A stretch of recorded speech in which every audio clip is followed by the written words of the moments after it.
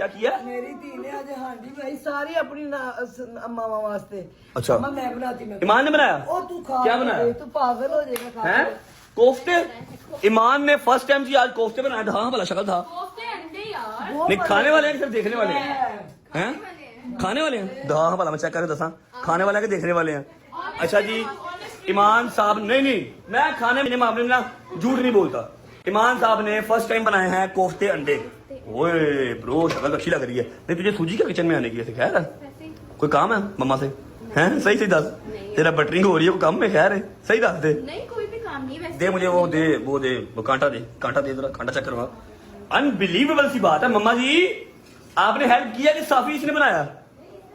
क्या बात है ब्रो, चेक करो जरा एक कोफ्ता। अभी आपको बता देते हैं कितने पानी में है आपकी कुकिंग।